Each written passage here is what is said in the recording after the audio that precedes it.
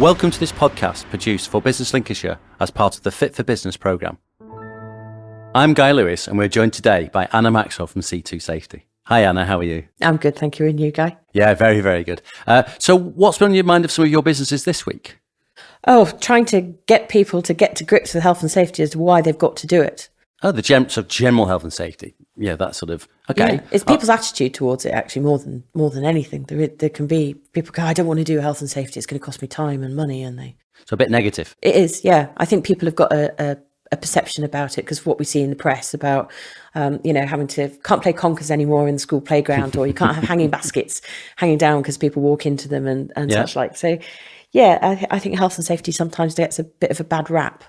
Okay, it's a bit of it's an onerous thing. It's an addition to what they normally do in work. Yeah, I think people are worried that it's going to create a lot more work for them. Mm-hmm. There is some work to go into it, but there is in anything in business, and to get it right takes a bit of effort. So you've got to get it right. It doesn't take a lot of work. All the information is there and available, and there are people and organisations who are able to help you. And there's some really good guidance notice provided by the HSE on pretty much every subject you might encounter in business. So it might be more work. People say it might be work to put it in, but yeah, that's offset against what? Well, if you don't put it in and something happens, that's when it's more work, because you are replacing people who are now missing because they've had an accident, that they've got to take time off work. You've got to find their workplace replacement. You might have to change your processes. You might have to shut down production or whatever it is that you are doing. You might have to attend court. You've got to carry out an investigation. You will also get negative impact or a negative image. Local media will put your story, and that might damage your reputation. Yeah, I often hear things like, it slows everything down as well, Yeah, people worry that we're going to go in and say, you can't do this, and you've all got to walk the long way round the car park and such like. But actually, a good system it's efficient and can speed things up, and it can cut out unnecessary processes. So you look at the process as a whole and go, do we need to do that step? Is it more risky to add an extra step in than it is to take it out? So it's part of change management as well. Health and safety should form part of that, to speed up and improve your systems. You aren't having to monitor anything more than you probably are. You just might have to record it. You might have to put it in writing. So you do your weekly management inspections. Just put it in writing as opposed to saying, I've done them. And you record it. You can see patterns, you can see processes, and you can see whether something is not being done. Okay. So by health and safety making you look at your processes to operate health and safely, actually could be an efficiency gain. So it could have a real big impact to the businesses that way. Very much so. So I think last year it was 30.7 million working days were lost last year. Wow. Maybe last year was exceptional because we had a lot of people off sick with coronavirus, but that is an awful lot of working days. And that's an awful lot of people who've got ill health or have had accidents or are off work because of work-related incidents. So if you monitor, as a business, you monitor the health and safety of your employees, you can actually help them be in work more. Most people actually want to be in work. They don't want to be sick, and they don't want to be at home. So that positive safety culture within the company is part of a health and wellbeing assessment. So simple things like a DSE assessment, so display screen equipment assessment. Regular users of IT assess their seating, their desk, the position of their monitors, reducing eye strain, reducing wrist strain for people who are standing up on production lines, making sure that they're stood with good footwear that is suitable. They've got pressure mats and stuff like that. That's all part of health and safety monitoring, and actually asking your employees if they are comfortable at work, making sure that they know what they're doing, that they feel confident and competent in what they're doing. Doesn't health and safety bring in a blame culture? Yeah, everybody thinks it's the fault of the company. I think more than anything, that's the common sort of misconception, and that is that it doesn't matter what you put in place. It's like driving along and you've got a police car behind you. You might be in a 30 zone and you're going 29 miles an hour, but you are still panicking. You're terrified that actually you think you're doing 100 miles an hour and you're going to get pulled over and done and fined. It's not the case. you've got good processes in place, they're good, solid, sturdy processes. You've got these rock steady health and safety systems. You're probably going to be all right because you are doing what you're required by the law, but also you're doing what is required that's right by your employees and the people that are in your workplace. The training, the awareness, that positive culture. Okay. And what about the sort of the regulation itself? I mean, is it cover everywhere? Yeah, health and safety executives are pretty wide-reaching in everything that they cover, and there are very few exceptions to health and safety. I think pretty much it's the military is about the only exception that there is, and even then, what used to be Crown immunity is long gone. But health and safety regulations apply to every single person in the UK, in every facet of business and volunteering. The charity sector, they come under the Health and Safety Work Act as well. So people think HSE just want to come in and fine you. They don't actually. They are there to ensure that the law and the regulations are being implemented by the companies and the people that are required to put them in place. They are also there to provide advice and guidance on where you may have shortcomings and also on safe systems and safe practices. So if you are, for example, a construction company, they're an easy target with regard to health and safety and talking about them. But if you're a construction company and you come across asbestos, the whole world sort of goes, oh my goodness, asbestos, this is dreadful. We're all going to die because we're exposed to asbestos.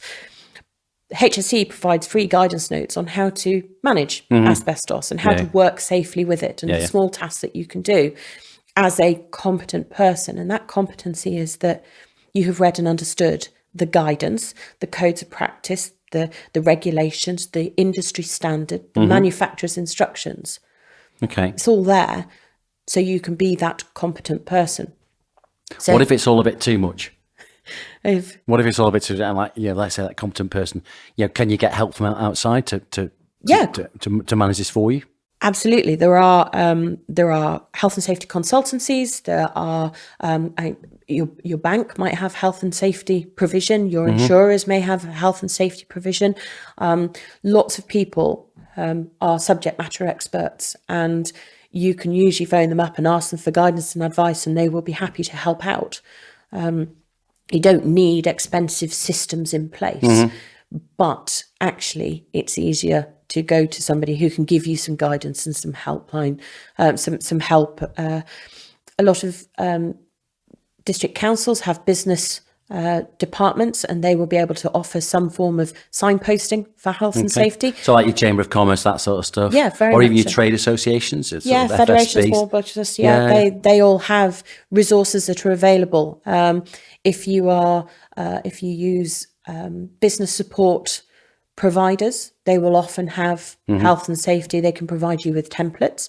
The thing about health and safety is you don't ever need to reinvent the wheel. There is always something there that can help you. You just have to change the context to suit you. The principles always remain the same. So there is a plethora of resources available, and the best place to start is the HSE website. But if it does get a bit much, then phone up a consultant, or if you are a member of one of the trade organisations, business organisations, speak to them. They will be able to provide you guidance. There are bodies like the IOSH, as I mentioned in our previous podcast. They do some really good workplace courses and training. And there's we use IOSH and NEBOSH, and there's lots of them. Okay.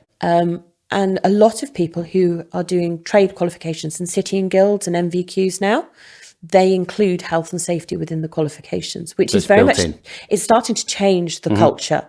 So as we get younger people coming into the workplace, they are already aware or more aware of health and safety and the reasons why we do it.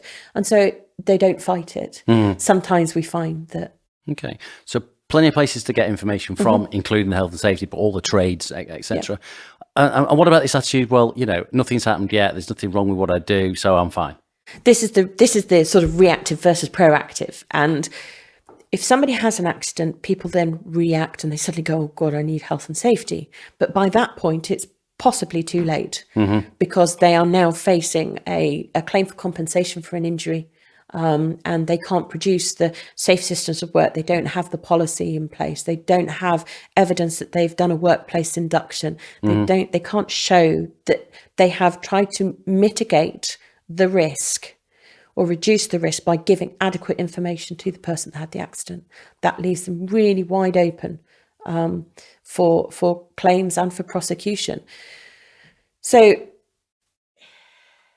I'm guessing if you've not had a problem in the past, actually your process is quite good. So capture them. Actually make that part of your policy. It's actually about putting these things down, actually written, so that that's a really good system. We've used it for years. We capture it, and it now becomes part of our process because it is safe. Yes, and audit it. It's important to remember that ignorance is not bliss. As a company, you need to know the legislation that applies to what you do and who is enforcing it, being at HSE or being at the local authority. Don't need an accident or something to go terribly wrong to create that change in attitude about health and safety.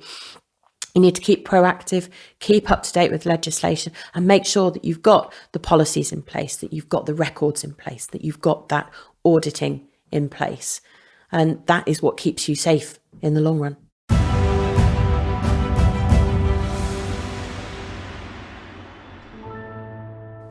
My name is Guy Lewis, and you are with myself and Anna Maxwell discussing general health and safety. What we've discussed in the first part, the sort of general part to it, but I want to now focus a bit more on hazards and risks. Yeah, it's imperative that a company is able to, or a business is able to identify the hazards and then put in the right control measures in order to reduce the risk to their employees and people affected by what they do. So what's a hazard? A hazard is something which has the potential to cause harm. Okay. And the risk is the likelihood of that happening. And the risk is something that we can reduce. So a typical hazard would be? For example, a shelf which is badly stacked. So it's overloaded, it's bowing in the middle. And the risk then is that the shelf will collapse or the contents will fall off that shelf and will damage somebody and injure them. So that is an unacceptable risk. Because it's a foreseeable risk as well. We can see that it is likely to happen. Therefore, as a business, we must do something about it to prevent it. And that's why we have control measures. So hazard might be that the shelf is overloaded, and the consequence of that is that it will cause bodily injury. And we can't change that consequence. That will always remain, that you're going to be either nothing's going to happen, something might get damaged, or there'll be a minor injury, a major injury, or it may cause death ultimately. And we can't change that. So a fire will always have a catastrophic consequence. What we can do is reduce the likelihood of that happening. Now, if we do nothing, the risk is high. So the likelihood is high. Okay. It will inevitably happen if we don't do anything about this shelf, for example. Okay. It will collapse. So there's something we have to do about the hazard, reducing the hazard or whatever that is. That is where we put the control measures in. Okay. And so the control measure would be to, for example, make sure that the safe working load is displayed on the shelf. Okay. Make sure that the load is suitable for the shelf, which means you might need to train your employees to be able to understand what 20 kilos looks like of whatever is being stored on there. Say that's the safe working limit for sake of argument. We need to train people to understand the safe process regarding stacking shelves. Okay. And once we've done that, we can start to reduce the risk. Now, we have something called the risk control hierarchy, and that is a means by which we work our way through a series of levels of control measures to make it safe. Ideally, we eliminate the risk. Okay, so if there's a hole in the ground that someone's going to fall in, first thing is fill the hole in. Fill the hole in, eliminates the risk. Okay. Now, if we can't eliminate the risk, we can reduce the hazard. Can we make it shallower? If we can't fill it all the way in, can we make it shallower? And for a hole, no, we can't. So we look now, can we prevent people being exposed to that hazard? Can we prevent contact with it? So put some barriers around it. Put some barriers around it, absolutely. So that is preventing it, but it's also making it people aware. They see it and go, oh, there's something there. Half the population probably go and peer in, but the other half will go, oh, I can't go near that because I've got a barrier there and it says not to. The next one is the safe system of work. So if we can't put a barrier around it for whatever reason, we have a safe system of work, and that is communicated to people who are going to be passing by the hole. That it says, do not go within 2 meters of the edge of this hole. There is no physical barrier. Yeah. There is a risk of falls beyond it. That's the safe system of work is don't go there. We can't put a barrier to stop you, but don't go there. So people are aware of what they must do, and they are aware of what might happen if they don't do it. That's the safe system of work. And I guess there's also, because I know you're going to mention PPE in a minute. Well, I mean, probably a hole's not a good idea for that, just in terms of an example. Well, but go back to your shelf. There's probably things you could do with hard hats or steel toe cap shoes. If you're working in a storeroom environment or a warehouse and there is shelving, and you would be wearing shoes which have got toe protection on, so steel toe cap shoes, or trainers, and also you get steel toe capped court shoes nowadays. But it is that PPE. Now in the world of health and safety, PPE is a last resort. Okay. We put other control measures in, and we use PPE as well. It's not the fail safe, but it is just that extra measure. Ideally, we shouldn't rely on PPE alone. So to bring that into a context that we can perhaps all understand is, during coronavirus, we all wore face masks. That's the PPE. But the actual control measure that was in place above PPE was social distancing, do not go out. So do not go out was eliminating the risk. Social distancing is reducing the risk, or putting preventing physical contact with the hazard. So we did that, and we wore PPE as well. And so, we shouldn't rely solely on PPE. And that's a really important thing to remember in the workplace. We should have safe systems of work that reduce the need for PPE, but we wear PPE as the fail-safe in that respect. So you're always talking about reducing risks. Yes. And again, I guess it's what's the best way of protecting people, employees, businesses, to sort of reduce that risk? Sometimes you can't reduce the risk. Sometimes you can't put a suitable control measure in place to reduce the risk. And so sometimes you have to accept that there is a high risk, and that's when you have a safe system of work in place. And that safe system of work gives the information that there is the risk, what it involves, and how they can work as safely as possible. If we didn't have that, then you wouldn't be able to work in iron foundries. We wouldn't be doing hot work. We wouldn't have firefighters. Yeah. All of these people, we have risk assessments in place. We can't control it. Therefore, we create a safe system of work. What is the best that we can do for our staff and for our employees and their families and the people who might come into contact with these risks? It's part of the bigger picture. Okay.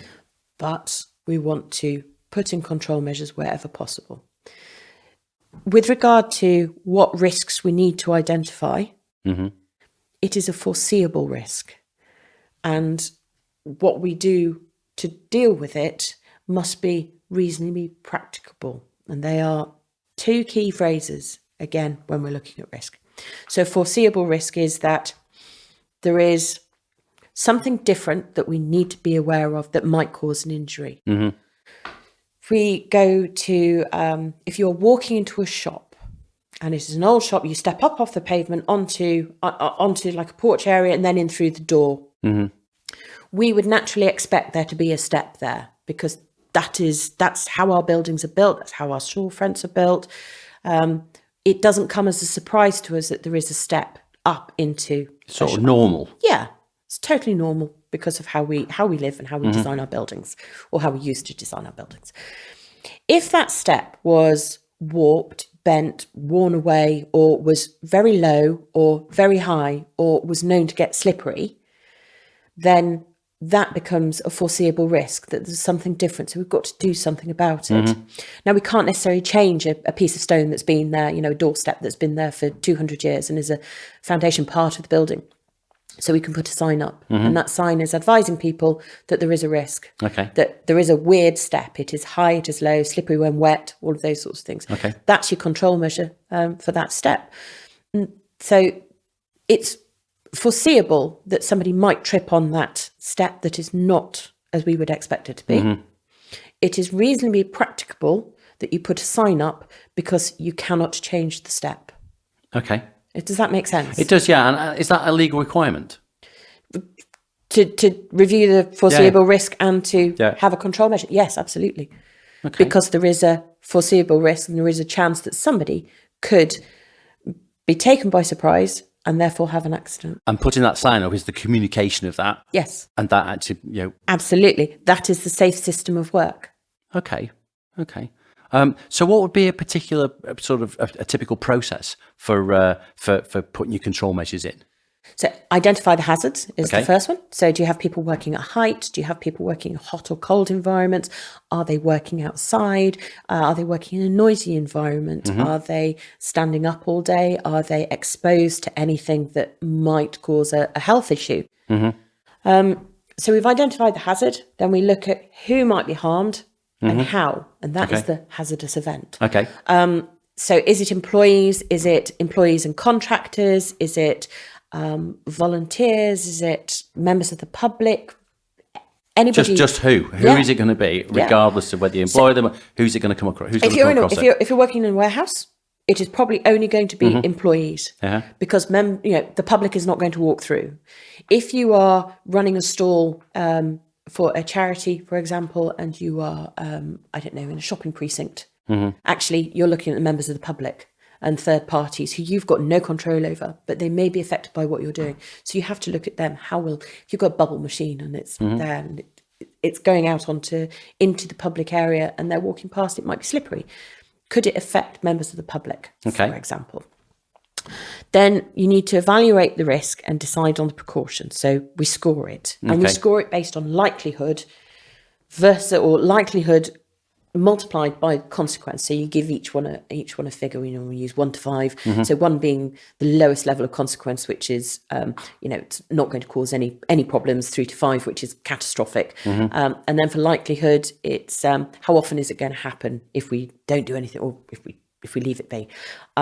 1 is that it will rarely happen. 5 it is absolutely inevitable that it's going to happen. So if you've got a catastrophic event, it's going to happen and it's inevitable that it will happen. Then you've got a risk rating of 25, and that's very high. Whereas if you've got something that is low risk and is unlikely to happen, that gives you a low risk score. So we've got the score. As I said, the consequence of the hazard causing harm can't be reduced, and we can only reduce the likelihood. Okay. So we can't change the severity of it, we just change the likelihood of it happening. We want to take it from being inevitable to very unlikely to happen. We then need to record the significant findings, which is what are we doing about it? And also, what can we do about it? And once you determine what you can do about it, you actually then have to implement it. Okay. And the way you implement it is through a safe system of work. Okay. Or a method statement is the other way that we describe them. And once you've got them in place, you can't just rest on your laurels and go, I've done it. You have to constantly review it. As technology changes, as staff change, as the environment changes, you might make the assessment in summer and it is nice ambient temperature, but actually you've got to suddenly look at it. What happens if we're doing this on a cold February morning? How does that impact what staff are doing and the risk that people are exposed to? So it makes you focus on the things that are very likely to happen and have high consequence. So that you focus there, and then slowly you try and work down the list, so to speak. Yes. Yeah. Okay. You'll find you've got high risk things and you've got medium risk things, and you've got low risk things. And the low risk things you can't just ignore. You've still got to deal with it. You've still got to acknowledge it. And the high risk things you can try and reduce down. Whatever you identify in your risk assessment, you must communicate to your employees as well. They need to be aware of the risk that they're facing. They also need to be aware of what they must do and what you are doing in order to reduce that risk. And that's the control measure.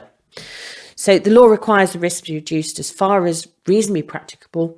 And as an employer, you need to demonstrate that you have assessed the risk and put in the adequate control measures, which is going back to the first podcast where we spoke about a policy which has risk assessments in it, and that we communicate that to anybody who might be at risk from that activity.